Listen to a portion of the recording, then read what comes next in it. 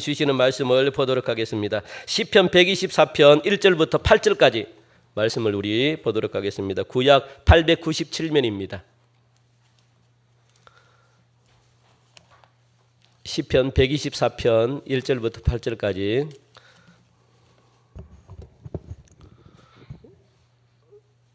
교독하시겠습니다. 이스라엘은 이제 말하기를 여호와께서 우리 편에 계시지 아니하셨더라면 우리가 어떻게 하였으랴.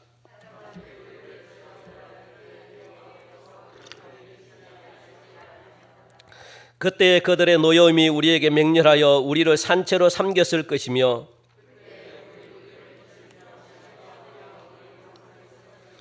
그때에 넘치는 물이 우리 영혼을 삼켰을 것이라 할 것이로다.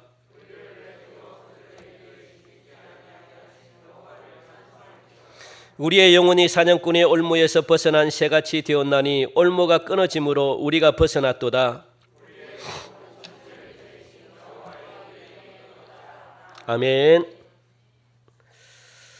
우리는 이 세상을 살아가면서 우리가 가지고 있는 생각과 행동과 그리고 또 말들이 나도 모르는 사이에 굳어져 있는 어떤 그런 틀을 가지고 있다는 것을 갖다가 우리가 발견하게 됩니다. 내 생각이 굳어져 있고 내 행동이 굳어져 있고 그리고 또 내가 말하는 것이 굳어져 있는 어떤 그런 정형화된 그런 형식을 가지고 있는 것을 갖다가 발견하게 되죠. 그죠? 그러니까 일정한 형식을 가지고 있는 패턴들이 있다는 말입니다. 내 삶에 고정이 된 그런 어떤 형식들이 있다는 거예요. 그죠? 말하는 것에도 마찬가지고 행동하는 것에도 마찬가지고 생각하는 것에도 마찬가지고 예를 들면 이런 것입니다. 매사에 부정적이고 의심이 많은 사람들이 있습니다. 그러니까 생각 자체가 굳어져 있는 거죠. 평소에 의심이 많아가지고 또 평소에 부정적으로 생각하는 사람들. 그러다 보면 이런 사람들의 특징이 무엇이냐면 누군가가 이야기를 해요. 그러면 그 말이 한 번도 고지고대로 안 듣습니다. 항상 이 부정적으로 그리고 왜냐하면 내가 가지고 있는 틀이 있기 때문에 그래요. 그러니까 그 형식과 그 틀에 조금이라도 벗어나면 막 못 견디는 거예요. 그러다 보니까 누군가가 이야기를 하면 항상 부정적으로 생각을 하게 되고 누군가가 이야기를 하면 항상 의심하게 되고 막 이런 일들이 막 발생하게 되는 겁니다. 그게 바로 내 생활 속에 정형화된 그런 삶의 방식들이에요. 우리가 그런 게 다 있잖아요. 그러다 보니까 누군가가 내 생각하고 맞지 않는 이야기를 꺼낼 때는 항상 이렇게 좀 색깔이 있는 걸로 우리가 보는 거죠.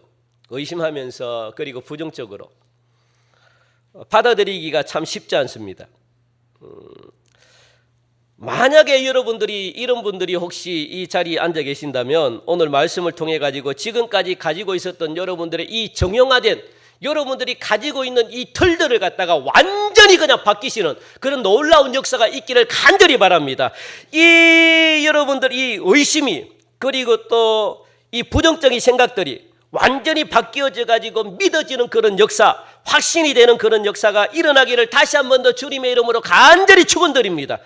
오늘 본문인 이 시편 124편이 바로 그런 말씀이에요. 124편을 우리가 한번 이 표제를 한번 보면요. 이 표제 위에 있죠. 무엇이라고 이야기하고 있습니까? 다윗의 시 곧 성전에 올라가는 노래다라고 그렇게 기록이 되어 있습니다. 그 시편 124편은 다윗의 시라는 거예요. 그리고 성전에 올라가는 노래다라고 그렇게 적혀 있습니다. 여기서 성전에 올라가는 노래라는 뜻은 뭘까요? 뭘 가지고 성전에 올라가는 노래다 그럴까요? 다윗이 성전에 올라가는 노래라고 이렇게 표제로 지으면서 지은 시가 몇 편 됩니다. 그 중에 오늘 하나인데 이 성전에 올라가는 노래라는 뜻은 뭐냐면 이 다윗이 왕이 된 이후에 얼마나 많은 사람들이 다윗을 갖다가 죽이려고 원수처럼 막 덤벼들고 그리고 다윗을 죽이려고 막 얼마나 많은 공격을 다윗이 받았습니까? 그죠? 그러다 보니까 다윗은 평생 사람들의 눈을 떠나가지고 도망다니면서 다윗이 그렇게 살았다고요. 그 다윗의 주변에 다윗을 미워하는 사람들이 굉장히 많았다는 겁니다. 그때마다 하나님께서 다윗을 지켜주시고 보호해 주시고 구원해 주신 그 놀라운 하나님의 은혜에 감사하면서 찬양을 부르면서 지었던 시가 바로 성전에 올라가는 시라는 거예요.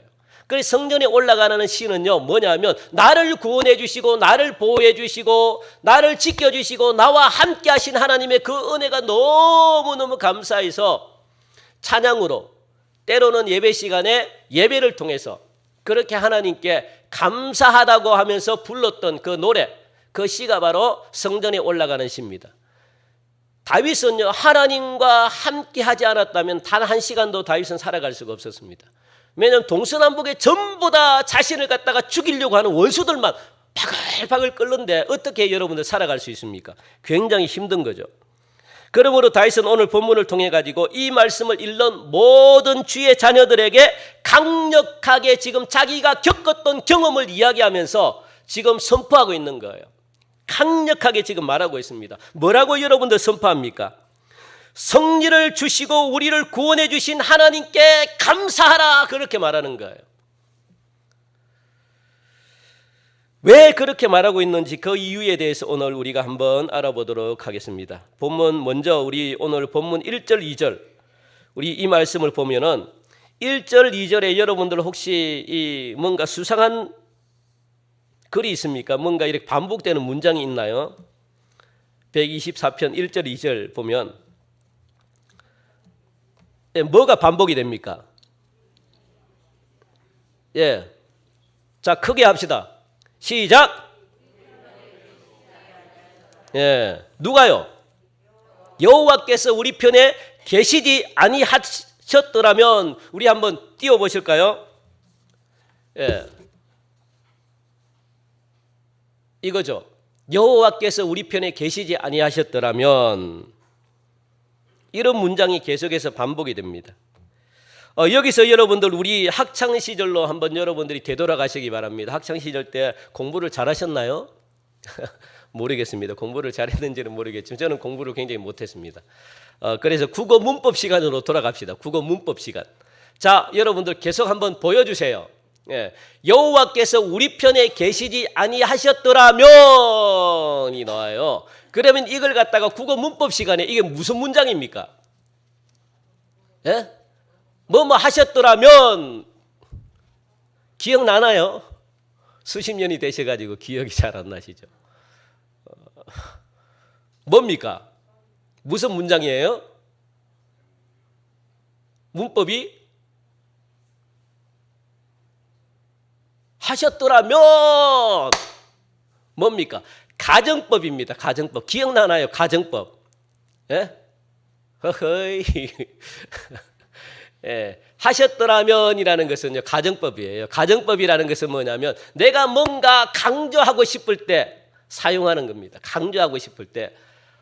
그러니까 여호와께서 우리 편에 계시지 아니하셨더라면, 그게 지금 다윗의 고백이거든요. 다윗은 지금 무엇을 강조하고 싶은데, 그래서 이 뭡니까? 가정법을 사용하면서 계속 말을 갖다가 반복하면서 사용했다는 거예요. 뭔가 다윗이 전하고 싶은 메시지가 있다는 거예요. 뭔가 강조하고 싶은 그런 말씀이 있다는 거예요. 자기가 평생 살아오면서 겪었던 그 경험을 비추어 봐가지고 내가 이스라엘 백성들아, 내가 너희에게 뭔가를 내가 강조하고 싶다는 거예요. 그래서 가정법을 쓴 거예요. 지금 여호와께서 우리 편에 계시지 아니하셨더라면, 다윗은 지금 하여튼 무엇을 강조하고 싶은 거예요? 그것은 뭐냐면 원수들로부터 수없이 많은 공격을 받았음에도 불구하고 그때마다 하나님께서 지켜주셨기 때문에 지금도 이렇게 내가 살아가고 있다, 이것을 갖다가 강조하고 싶었던 거예요. 내 힘으로 살아온 게 아니다. 수많은 공격을 받았음에도 불구하고 내가 이렇게 건재하게 지금 이 이스라엘 가장 강력한 왕으로, 그리고 가장 부강한 나라로 이끌 수 있었던 것, 그걸 지금 강조하고 싶었던 거예요. 그것은 바로 하나님께서 지켜주셨기 때문이다라고 이야기합니다. 여호와께서 우리 편에 계셨기 때문이다라고 그렇게 강조하고 있는 거죠. 어려움이 있을 때마다, 공격을 받을 때마다 내가 이렇게 했기 때문에 이렇게 살고 있다라고 말하고 있지는 않아요. 내가 잘해서 내 능력을 가지고 내 노력을 가지고 내 힘을 가지고 내가 이렇게 잘 살고 있다라고 이걸 갖다가 강조하는 게 아닙니다. 자기의 힘으로 살아갔다면 벌써 다윗은 몇 번이나 몇백 번 죽었을 거예요. 몇백 번 죽었습니다. 몇백 번. 몇 번이 아닙니다. 죽을 고비가 너무너무 많았는데도 불구하고 하나님이 함께 계셨기 때문에 다윗이 지금까지 살고 있었다는 거예요. 원수들이 나를 공격할 때마다 어려움이 올 때마다 여호와께서 우리 편에 계셨기 때문에 이스라엘이 지금 이렇게 전 세계를 호령하는 그런 나라가 됐다라고 말하고 있는 거예요. 다시 한번 여러분들 1절을 보면 지금 다윗은 이스라엘 백성들에게 질문하고 있습니다. 여러분들 이스라엘은 이제 말하기를 여호와께서 우리 편에 계시지 아니하셨더라면 우리가 어떻게 하였으랴. 그렇게 지금 이스라엘 백성들에게 질문하고 있는데 이걸 가지고 세번역 성경 있잖아요. 세번역 성경. 제가 대전에 있을 때 모든 성도들이 이 세번역 성경이 처음 나왔을 때 모든 성도들이 이 세번역을 다 사가지고 세번역으로 성경을 봤습니다. 세번역이 읽기가 편해요. 그러니까 세번역이 이 쉬운 성경하고 비슷하고요. 현대어 성경하고 조금 비슷하게 되어 있습니다. 그러니까 이 말을 갖다가 풀어놨어요. 세번역에는 이 1절 말씀을 갖다가 어떻게 기록되었는지 제가 한번 읽어볼게요. 이스라엘아 대답해 봐라. 주님께서 우리 편이 아니셨다면 우리가 어떠하겠느냐. 여기 있죠. 우리 같이 한번 읽어볼까요? 시작. 이스라엘아 대답해 보아라. 주님께서 우리 편이 아니셨다면 우리가 어떠하였겠느냐. 그렇게 말하는 거예요. 그게 이 세번역 훨씬 이해하기가 쉽죠. 지금 이 성경보다 세번역이 훨씬 우리 입에 짝짝 붙게끔 그렇게 말씀을 풀어놨습니다. 이스라엘아 대답해봐라. 지금 다윗이 이야기하는 거예요. 지금 이스라엘 백성들에게 야 너희가 직접 대답해봐라. 내가 질문할 테니까 대답해봐라. 하나님이 우리 편이 아니셨다면 지금 우리가 어떻게 되었을까? 대답해봐라. 그겁니다. 여러분 한번 대답해 보실래요? 하나님이 여러분 가정과 함께 하지 않았다면 여러분 가정은 어떻게 됐을 것 같아요? 하나님이 여러분 개인과 함께 하지 않았다면 여러분 개인의 삶은 어떻게 됐을 것 같아요? 한번 여러분들 대답해 보십시오. 이것보다 잘 됐을 것 같아요? 나는 잘 될 수 있었는데 하나님 때문에. 그렇게 생각하시는 분들이 계십니까? 그런데 그렇게 생각하시는 분들이 우리 교회는 없는데 다른 교회 의외로 굉장히 많더라고요. 내가 교회만 안 다녔어도 내가 출세하고 성공했는데 더 잘 될 수 있었는데 교회에 다니면서 내가 되는 게 하나도 없어. 이렇게 고백하는 사람들이 너무너무 많아요. 깜짝 놀랐습니다.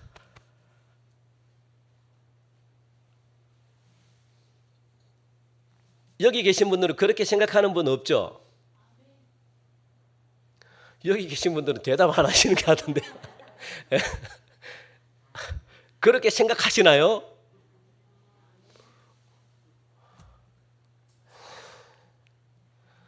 자, 그래서 지금 질문을 하는 거예요.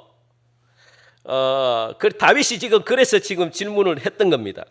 무슨 말이냐 하면 하나님이 함께 하시지 않았더라면 우리는 아무런 존재도 아니었다는 거예요. 우리는 아무런 가치도 없었다는 거예요. 그만큼 하나님의 권능과 도우심이 절대적이고 크다는 것을 갖다가 지금 이 다윗은 강조하고 있다는 겁니다. 다윗은 이 질문을 통해 가지고 오늘 이 사실을 이스라엘 백성들이 깨닫기를 지금 원했거든요. 우리가 엄청난 구원을 받았음을 너희들이 아느냐? 엄청난 너희들은 구원을 받았다. 이 사실을 이스라엘 백성들아 너희들이 좀 깨달았으면 좋겠다. 좀 깨달아라. 그렇게 지금 다윗이 고백하고 있습니다. 여러분들 그렇습니다. 하나님이 이스라엘의 편이 아니셨다면 지금 이스라엘은요 존재하지 않았어요. 기억하시기 바랍니다. 하나님이 우리 대한민국과 함께 하지 않았다면 벌써 우리 대한민국은 공산국가가 됐습니다. 기억하시기 바랍니다. 하나님이 개입하신 가운데 유엔군이요 그렇게 우리나라를 갖다가 많은 나라가 도움 준 게 처음입니다. 최초이자 마지막이에요. 이제부터는 전쟁이 일어나도 그렇게 많은 국가가 참전하지 않습니다. 이거는 불가사의한 거예요. 소련이 그때 참석을 못하게 했고 하나님이 막아버린 거죠. 그러니까 거기서 어떻게 해요? 우리 대한민국 전쟁, 한국 전쟁이 벌어졌는데 우리가 참전하겠다. 수 없는 수십 개국이 참전하겠다고. 이거는요, 인류 역사상 전무후무해요. 더 이상 이런 일들이 없습니다. 그날 소련만 참석했으면 그 위에 절대로 이거는 불가했습니다. 우리나라는 공산국가가 됐어요. 놀라운 하나님의 은혜죠. 하나님이 왜요? 기도하는 사람들이 많았거든요. 기도하는 사람들이. 그래서 우리나라는 절대 무너지지 않습니다.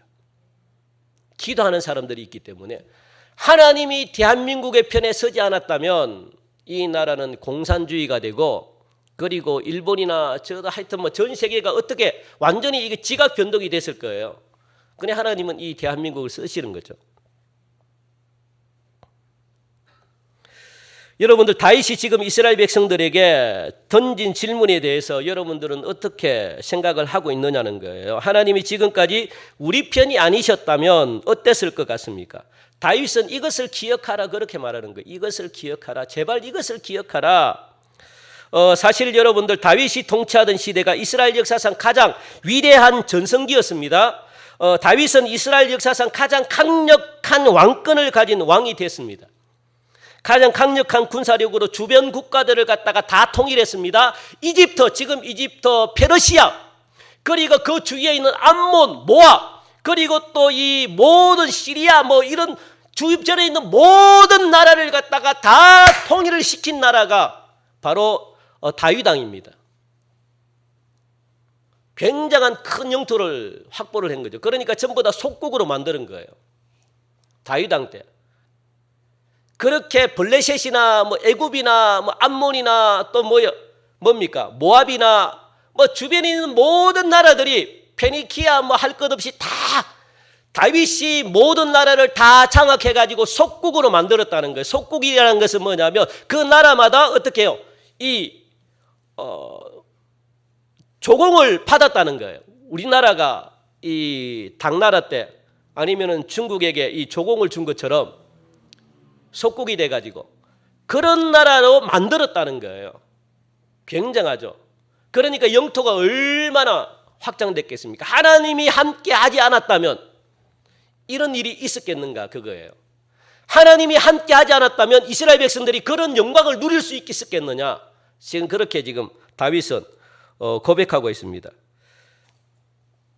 그럼에도 불구하고 다윗은 지금 백성들 앞에서 고백하면서 질문하는 거예요. 이스라엘아, 주님께서 우리 편이 아니셨다면 우리가 어떻게 되었겠는가? 여기서 중요한 것은요, 이스라엘의 모든 역사는 여러분들 하나님이 함께하는 역사라는 것 여러분들이 기억하시기 바랍니다. 이스라엘은 하나님이 함께하지 않은 적이 없어요. 그러니까 이스라엘이 이 만들어질 때부터 이스라엘이 나라가 생길 때부터 하나님이 함께하는 그런 역사였습니다. 굉장한 거죠. 하나님이 함께하지 않으면 이스라엘은요 유지가 될 수가 없어요. 그러니까 하나님의 도우심의 역사가 바로 이스라엘의 역사입니다. 한순간도 하나님의 도우심이 없이는 살 수 없는 그런 나라가 바로 이스라엘입니다. 하나님께서 이스라엘을 택할 때부터 하나님이 그렇게 만들었다는 거예요. 너는 나의 통치를 받아야 돼. 내가 함께해야만 너희들이 평안하게 살 수 있어. 왜? 내가 그런 나라로 만들었기 때문에 나를 버리는 순간 너희들은 힘들 거야. 내가 그렇게 만들었다는 거예요. 이스라엘 백성들을 하나님이 함께하는 나라로 만들었다면 우리들 역시도 마찬가지예요. 하나님이 우리를 딱 부르는 순간 하나님이 우리를 어떻게 만들었을까요? 너는 나와 함께해야 돼. 그런 존재로 만들었습니다. 그걸 여러분들 기억하시기 바랍니다. 우리는 예수 믿고 하나님이 우리를 부르는 순간, 하나님의 자녀로 만든 순간 우리는 누구와 함께 해야 돼요? 하나님이 우리와 함께하는 존재로 우리를 갖다가 만들었다는 겁니다. 언제? 만세 전에, 이 세상이 만들기 전에 하나님이 이미 그렇게 계획하고 여러분들을 불렀다는 거예요. 그러니까 여러분들이 마음껏 나는 하나님을 떠나고 싶어, 내 마음대로 살고 싶어라고 해도 괜찮아요. 살아도 괜찮아요. 뭐 여러분 혼자 살아도 괜찮아요. 그러면 어떤 일들이 벌어질까요? 그 여러분 상상 속에 맡길게요. 여러분 하나님을 떠나서는 여러분들이 못 살아갑니다. 하나님이 그런 존재로 만들었기 때문에. 그 한번 여러분들 보실래요? 이스라엘이 애굽에서 출애굽할 때 하나님이 함께했습니다. 그리고 광야 40년을 지나면서도 하나님이 이스라엘 백성들과 함께했습니다. 그리고 또 가나안을 정복하고 그곳에 정착하면서 살 때에도 하나님이 그곳이 함께했습니다.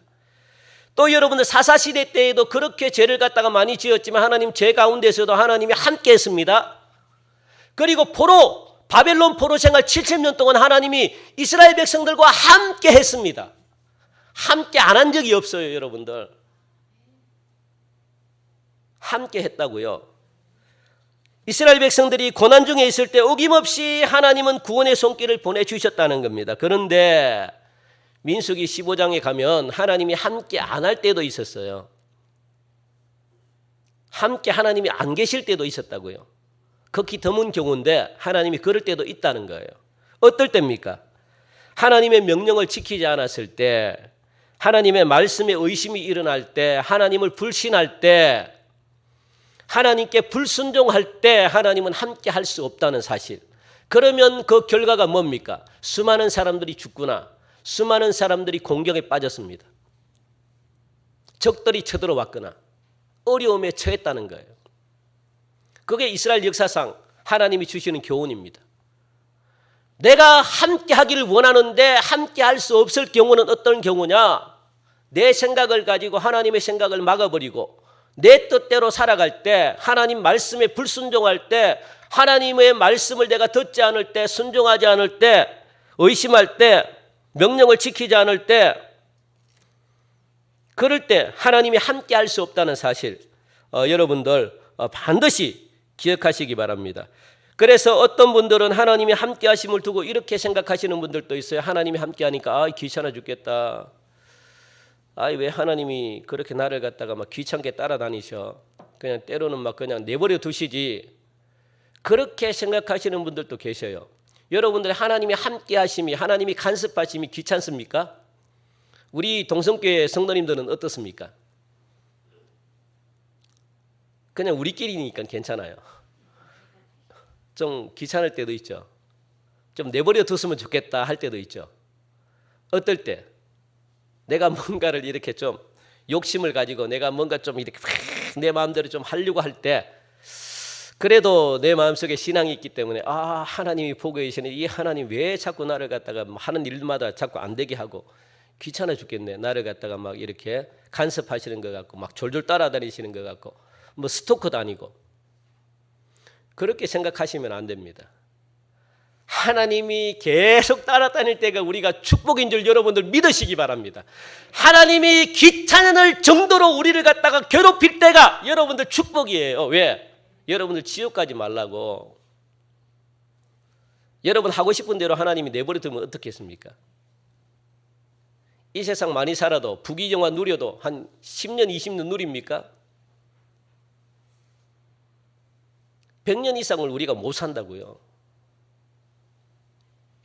그 짧은 세월 동안 내 욕심을 가지고 막 이렇게 살아가다가 저 세상은 영원히 살아야 되는 세상에 영원히 우리의 혼을 가지고, 혼이라는 것은 뭡니까? 생각과 감정과 의지가 그 영생, 내가 죽을 내세에는 그대로 살아있어요. 감정을 느끼고 생각을 하고. 그 육은 중요하지 않잖아요. 육은 어차피 혼이 지배를 하니까. 혼이 육이잖아요. 왜냐하면 생각, 이 아프다는 게 뭡니까? 생각으로 오는 거잖아요. 감정. 아파. 이게 육이 아파서 그런 게 아니에요. 생각, 감정이 아픈 거라고요. 감정. 그러니까 이게 육으로 전달이 되는 거예요. 표현. 그러니까 혼이 구원받는 거예요. 이 육은 그냥 죽으면 흙으로 돌아가는 거죠. 그러니까 이 혼이 내세로 간다고요. 내세. 영과 함께. 왜요? 혼이 우리를 지배하기 때문에 그래요. 혼이. 생각, 감정. 이게 우리의 육으로, 행동으로 나타나는 거거든요. 내가 때립니다. 그러면 감정이 나쁘잖아요. 그리고 생각이 아프잖아요. 그러니까 이게 고통으로 오는 거예요. 육이 아파서 그런 게 아니고. 그 여러분들 굉장히 중요합니다. 하나님은 우리를 사랑하시기 때문에, 하나님은 우리를 너무너무 사랑하시기 때문에 하나님이 간섭하시는 것이지, 우리를 사랑하시기 때문에 그렇다는 겁니다. 자, 그렇다면 만약에 하나님이 함께 하지 않았다면 이제 우리 편에 계시지 않았다면 여러분들의 생각대로 내 마음대로 살고 싶은데 하나님이 함께 하지 않았다면, 하나님이 계시지 않았다면, 우리가 생각하는 대로 간섭이라고 생각했다면 우리는 지금 어떻게 되었겠는가? 그 내용에 대해서 2절부터 5절을 말씀해 주고 있는 거예요. 여호와께서 우리 편이 아니셨다면 우리는 죽어도 벌써 죽었다는 존재입니다. 저는 뭐 사실 그런 적이 너무너무 많아요. 어릴 때부터. 하나님이 함께 하지 않았다면 저는 이 세상에 벌써 없는 사람이에요. 존재예요. 여러분들도 마찬가지잖아요. 매 순간순간마다 뭐 차를 타고 가다가도 그렇고, 뭐 길을 걸어가다가도 그렇고, 먹을 때도 그렇고, 뭐 잠잘 때도 그렇고, 나도 모르는 순간에 뭐 그런 일들이 많이 벌어지잖아요. 뭐 군대에서도 마찬가지고, 저도 뭐 총기 사고 많이 나가가지고 그냥 막 하나님이 안 했다면 저는 그냥 M60에 맞아서 저는 죽었는데 하나님이 또 지켜주시고, 뭐 이런 일들이 많았잖아요. 2절에 보니까 사람들이 우리를 치러 일어날 때, 사람들은 누굽니까? 원수들이죠. 원수들이 우리를 치러 일어났을 때, 그러니까 전혀 예상하지 못한 원수들의 강력한 공격으로 인해 가지고 어려움을 당했을 때 이런 일들이 너무 많잖아요. 우리들의 삶 가운데 전혀 예상하지 못한 그런 문제들이 우리를 갖다가 덮칠 때 우리는 어떡할 거라는 거예요. 여러분들 어떡할 거라는 거예요. 이 표현을 오늘 본문 4절에서 이렇게 말합니다. 전혀 예상하지 못한 문제들을 가지고 어떤 표현을 말했느냐. 물이 우리를 휩쓸며 온다는 거예요. 물이 우리를 휩쓸며 시내가 우리 영혼을 삼켰을 것이다. 그리고 6절에 이런 말씀을 합니다. 7절 보니까 우리의 영혼이 사냥꾼의 올무에 우리가 걸려버렸다. 그렇게 표현하는 거예요. 예상하지 못했던 일들이 발생했다는 거예요. 사냥꾼의 올무에 걸려버렸다. 그물에 걸려버렸다는 거예요. 여러분들. 그렇게 지금 표현을 하고 있다는 겁니다. 실제로 여러분들 이 말씀은 예레미야나 이 요나서 오늘 보니까 4절에서 물이 휩쓸며 사냥꾼의 올무와도 같이 전혀 예상하지 못했던, 그러니까 3절에 보니까 원수들이 그들의 노여움이 우리에게 맹렬하여 우리를 산채로 삼켰을 것이다. 그렇게 표현합니다. 산채로 삼켰을 것이다. 산채로. 이 말은요, 예레미야 시대도 이 짐승들, 맹수들에게 이 밥이 되게 하게끔 했잖아요. 그리고 또 이 요나에 보니까 물고기 뱃속에 요나가 들어갔잖아요. 삼켰다. 그런 표현이에요. 하나님은 맹수들을 통해 가지고 어떻게 우리를 갖다가 삼키게 실제로 하는 거예요. 또 민수기 16장에 보면 지진으로 인해 가지고 땅이 갈라져 가지고 사람들이나 짐승들이 떨어지는 표현을 갖다가 이렇게 쓴 겁니다. 생각하지 못했던 그 저주로 인하여 막 불이, 땅이 갈라져 가지고 불이 막 땅 속에서 불이 나와가지고 사람들 태워 죽이고, 그리고 그 속에 막 떨어지는 그런 일들이 막 벌어진다는 거예요. 왜? 하나님이 함께 하지 않으면. 전혀 생각하지 못했던 일들이 막 벌어져 가지고 우리는 몇 순간이나 몇 번이나 우리는 죽었어야 되는 그런 존재였다라고 지금 사도 바울이 다윗이 지금 그렇게 고백하고 있는 거죠. 여러분들 요즘 같은 세상에서 지금 이런 일들이 더 많이 벌어져요. 요즘 같은 세상은요, 우리가 한시도 믿을 수 없는 그런 세상을 우리가 살아가잖아요.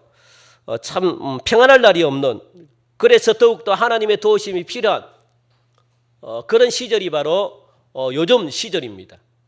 하나님의 도우심이 없으면 한시도 살아갈 수 없어요. 지금 코로나 이 한 가지만으로도 우리나라가 지금 정신이 없는데, 뭐 다른 여러 가지 경제적인 일도 마찬가지고 여러 가지 많은 일들이 겹치면은 우리는요 정신없이 살아갈 수 없습니다. 어떻게 될 수가 없죠. 그리고 물이 우리를 덮어가지고 홍수가 우리를 갖다가 휩쓸어 갔을 것이며 넘치는 물결이 우리의 영혼을 삼키고 말았을 것이다. 그렇게 표현하는 거예요. 이처럼 이스라엘은 상상할 수 없는 그런 구원을 받은 민족이었음을 지금 말해주고 있습니다. 그러므로 다윗은 하나님을 찬양하고 감사하라고 지금 말씀하고 있는 거예요. 너희들이 감사해라. 그러나 다윗이 안타까웠던 것은요, 뭐냐면 이런 이스라엘 백성들이 그것을 갖다가 하나님의 은혜를 금방 잊어버린다는 데 있어요. 금방 잊어버려요. 그래서 어려움이 닥칠 때마다 여러분들 마음이 흔들리는 이유가 뭐냐면 하나님의 은혜를 갖다가 금방 잊어버리기 때문에 그래요. 지금 이 시간 하나님의 말씀을 듣고 돌아가잖아요. 금방 잊어버려요. 제가 100% 보장합니다. 기억이 안 나요. 세상 살아갈 때 하나님의 말씀이 기억이 안 나요. 그러니까 여러분들이 어려움을 겪는 거예요. 환란이 올 때 넘어지는 거예요. 왜? 하나님의 말씀이 생각이 안 나는데요. 하나님의 말씀이 생각이 안 난다는 것은 하나님이 나와 함께 하고 있지 않다는 거예요. 그러니까 세상에 승리할 수가 없습니다. 이스라엘 백성들이 그랬다고요. 하나님의 도우심을 이스라엘 백성들 얼마나 많이 눈으로 목도했습니까? 40년 광야 있을 때만 해도 하나님이 어마어마하게 역사했습니다.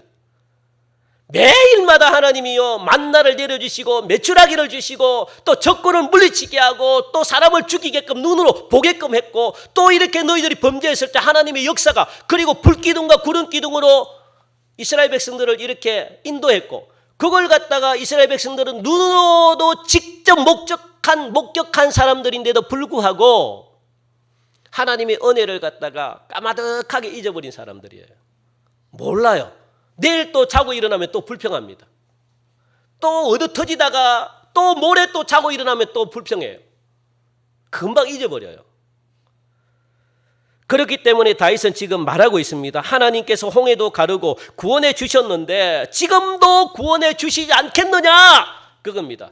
이것보다 더 어려운 일들이 뭐가 있느냐? 홍해를 가르는 일보다 더 힘든 게 뭐가 있느냐? 5,000명을 먹이시고 12강조리를 하나님이 오병이어의 기적을 하나님이 나타내셨는데 우리를 못 먹일까 하나님이 그렇게 말씀하시는 거예요. 나사로야 일어나라. 죽은 자도 살리신 하나님이 나의 질병을 하나님이 못 고치실까? 하나님이 그렇게 말씀하고 있는 거예요. 하나님이 예전에도 이스라엘 조상들에게 그렇게 역사하셨다면 오늘도 동일하게 하나님이 그렇게 역사하신다. 왜 너희들은 잊어버리느냐? 그렇게 말씀하시는 거예요.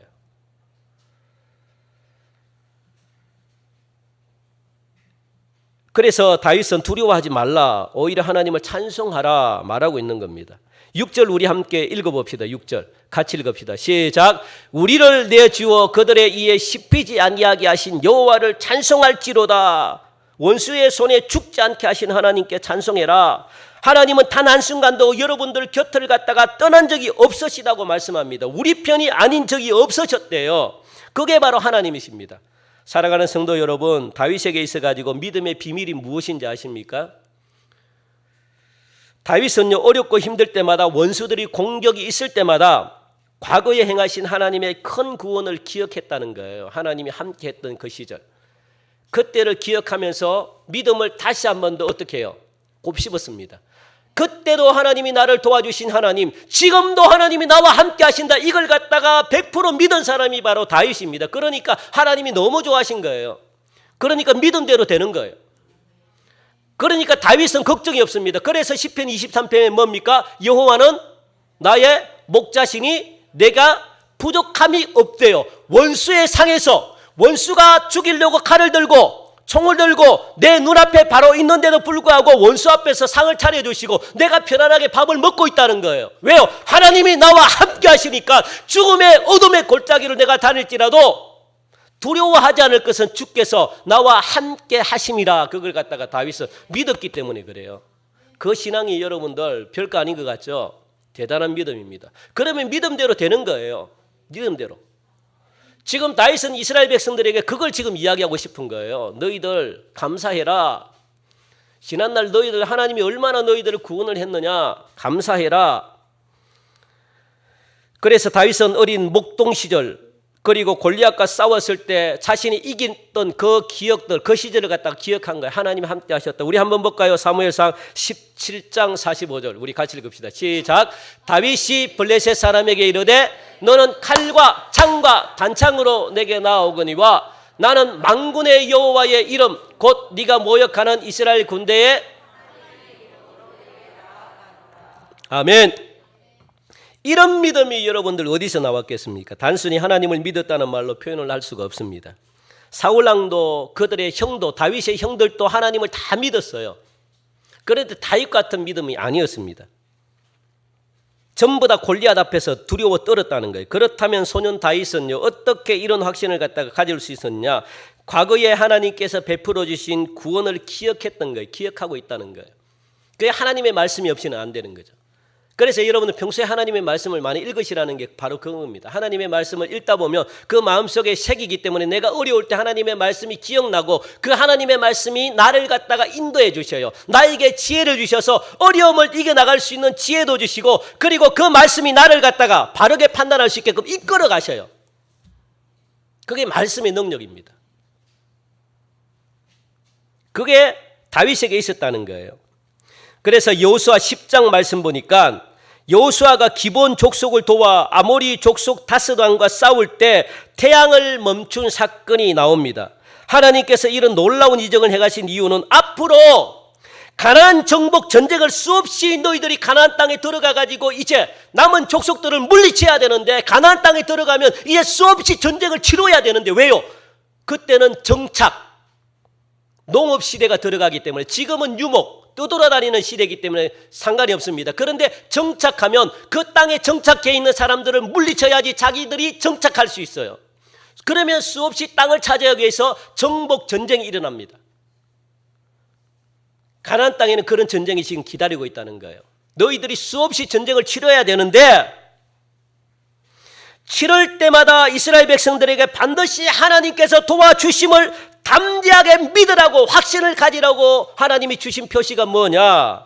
태양을 멈춘 사건입니다. 너희들 이것을 바라보면서 가나안 땅에 들어가서 나는 너와 함께 하겠다, 자신 있게 너희들이 살아가라, 내가 함께 한다, 그렇게 말씀하시는 거예요. 여호수아는 포로로 잡은 이 아모리 족속 다섯 왕들을 갖다가 끌어내 가지고 눕히고는 이스라엘의 이 지휘관들이 그 목을 갖다가 발로 밟게 했어요. 다섯 왕을 갖다가 잡아가지고 땅에 눕혀가지고, 그리고는 이렇게 말했습니다. 여호수아 10장 25절 우리 같이 읽읍시다. 시작.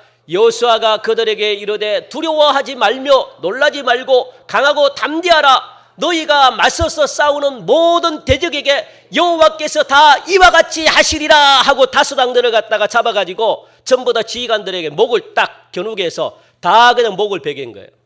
너희들이 봐라, 내가 너희들을 대적하는 모든 적들을 갖다가 내가 앞으로 이렇게 하겠다 보여주는 거예요.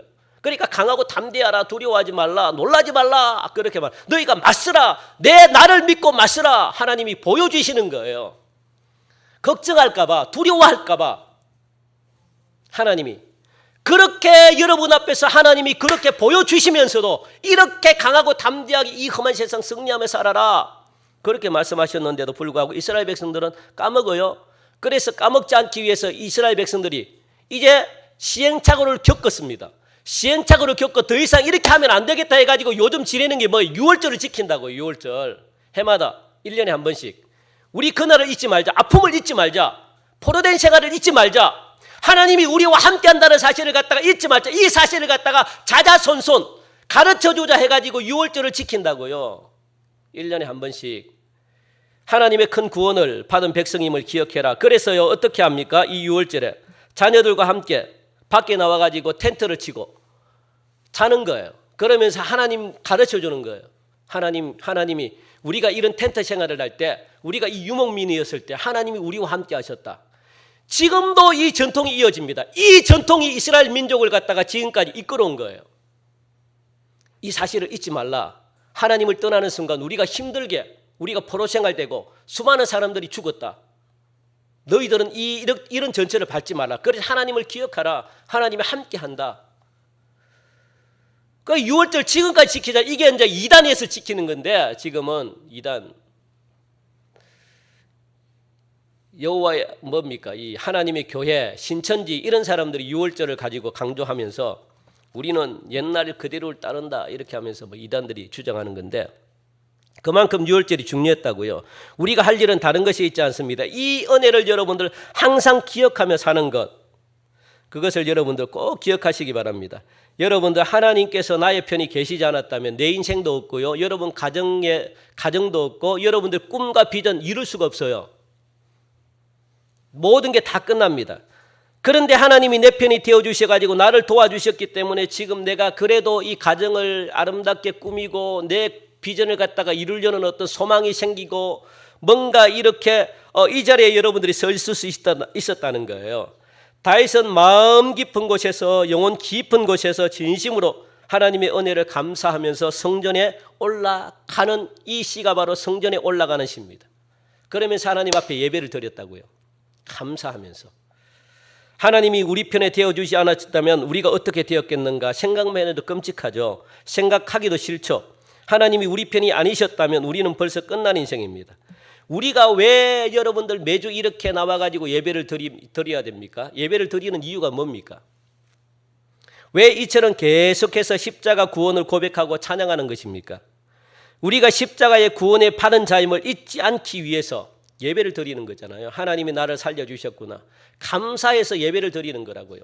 다윗은 감사해서 하나님 앞에 성전에 올라가가지고 예배를 드렸다고요. 날마다 이 감사하는 마음을 가지고 하나님 앞에 예배를 드렸다고요. 이게 진정한 예배잖아요.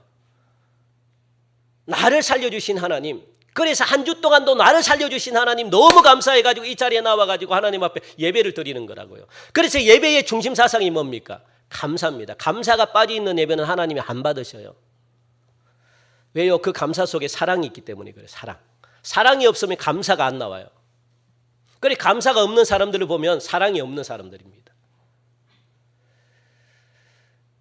사랑은 반드시 사랑이 있어야만 감사가 나오기 때문에 그래요. 한번 보십시오. 여러분들 주변에 있는 사람들 한번 보세요. 감사가 없이 살아가는 사람들 보면 사랑이 없어요. 왜요? 내가 받은 사랑이 없기 때문에. 감사가 없는 거죠. 그런데 다윗은 받은 사랑이 너무 많아서 날마다 감사했다는 거예요. 오늘 결론입니다. 7절 8절 보니까 다윗은 이런 고백을 하면서 마무리를 합니다. 7절 8절 보니까 우리의 영혼이 사냥꾼의 올무에서 벗어난 새같이 되었나니 올무가 끊어짐으로 우리가 벗어났도다. 8절 우리의 도움은 천지를 지으신 여호와의 이름에 있도다 하면서 마무리합니다. 지금 다윗은 이미 원수들의 손에 붙잡혀가지고 꼼짝달싹 할 수도 없는 그런 절박한 상황 속에 놓여 있었다는 거예요. 내 스스로의 능력으로 힘으로 이 상황을 벗어날 수 없다는 말입니다.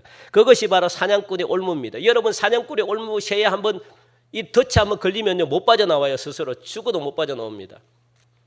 벗어날 수 없습니다.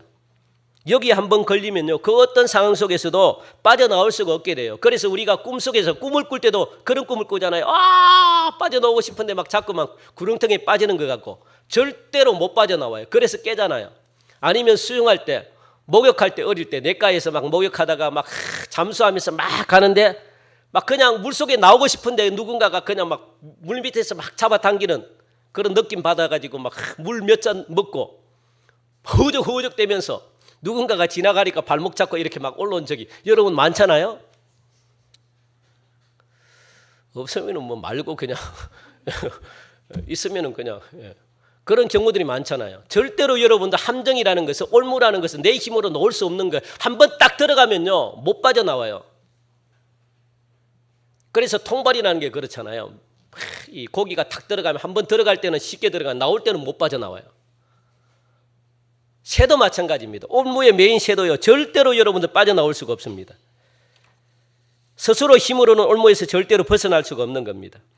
그러니까 여러분들 올무에 걸린 이 새의 입장에서 보면 누군가가 올무를 갖다가 끊어가지고 자기를 벗어나게 해주니까 자유를 얻게 된 거예요. 오늘 이 7절의 말씀도 영혼의 사냥꾼의 올무에서 사탄이 우리의 영혼을 갖다가 올무를 이렇게 꼭 묶어 있는데 우리의 힘으로는 사탄의 그 세력에서 벗어나올 수가 없다는 거예요. 누군가가 풀어주지 않으면 끊어주지 않으면 그러니까 올무에 묶인 이 새같이 누군가가 이 새를 갖다가 자유 놓아주지 않으면 이 새는 자유를 누릴 수가 없는데 누군가가 와가지고 끊어줬다는 거예요. 그러니까 여러분들 이 새의 입장에서는 얼마나 기쁠까요? 내가 다시 살았는데 절대로 내가 이 올무에서 벗어날 수 없는 입장에서 누군가가 와가지고 이 올무를 갖다가 끊어가지고 벗겨줘가지고 나에게 자유를 줬는데 이 기쁨 여러분들 굉장하잖아요.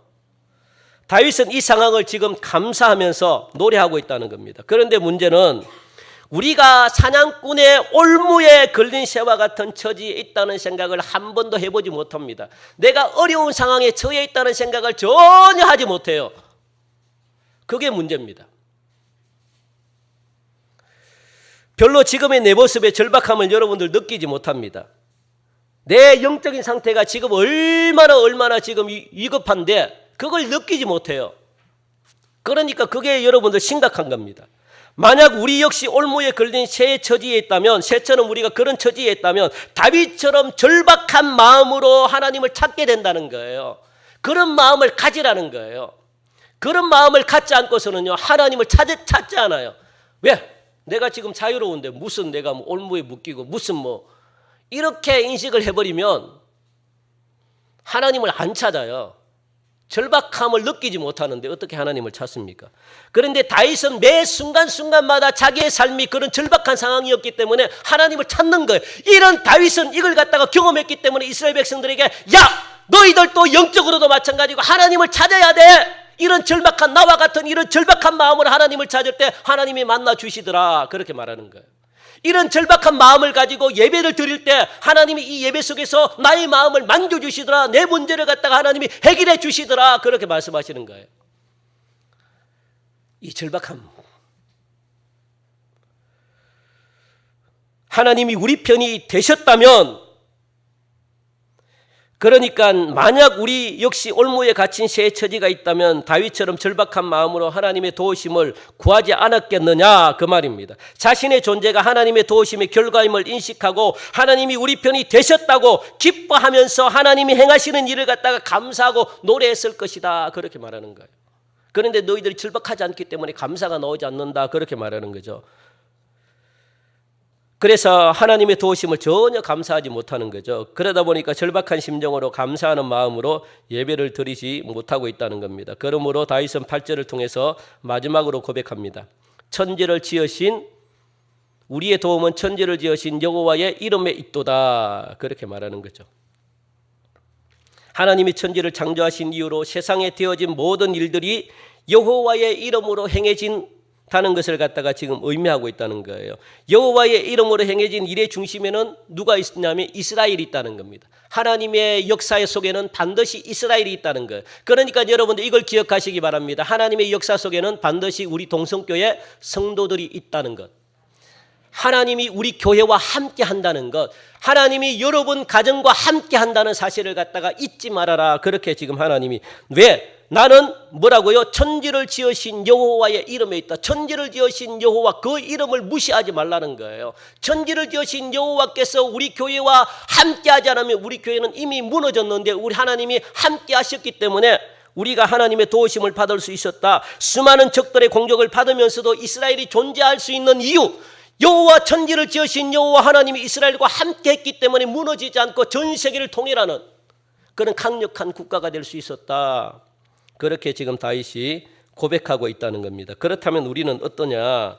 우리는 하나님의 도우심이 없이도 존재할 수 있느냐? 여러분들 분명히 기억하시기 바랍니다. 천지를 지으신 여호와의 이름을 기억하시기 바랍니다. 그리고 하나님의 권능을 갖다가 가장 여러분들 어떠면 가장 우선에 올려놓으시는 은혜가 있기를 간절히 바랍니다. 하나님의 권능은 한이 없습니다. 그 하나님의 권능을 생각하셔야만 세상에 승리할 수 있어요. 하나님의 그 권능과 능력은 이례적으로 단 한 번으로 끝나는 게 아닙니다. 과거에 하나님의 권능을 행했다고 해서 지금 못 행하느냐? 아니에요. 다윗 시대 때에 끝난 것이 아니라 지금도 하나님의 권능은 여전히 함께 하십니다. 다윗에게 행했던 그 놀라운 역사, 이스라엘 역사 속에서 행했던 하나님의 권능은요, 지금도 동일하게 여러분 가정 속에서, 여러분 개인 속에서, 우리 교회 속에서, 이 나라의 민족 속에서 하나님의 권능과 능력은 여전히 함께 하십니다. 그것을 기억하라. 제발 좀 그것을 기억하라. 그렇게 다윗은 지금 막 이스라엘 백성들에게 강력하게 말하고 있다는 거예요. 지금도 함께하고 있다는 것. 그래서 하나님을 의지하고 바라봐야 되는 이유가 거기에 있는 거죠. 하나님의 권능이 지금도 살아있기 때문에, 지금도 그 권능이 필요하기 때문에 여러분들 하나님을 여러분들이 바라보셔야 돼요. 하나님을 함께 여러분들 하나님과 함께 한다는 사실 여러분들 기억하시고, 그런 간절한 마음으로 여러분들 하루하루를 사심으로 평생 하나님의 보호하신 가운데 감사가 있고 기쁨이 넘치는 그런 평안한 삶을 여러분 사시기를 주님의 이름으로 간절히 축원드립니다.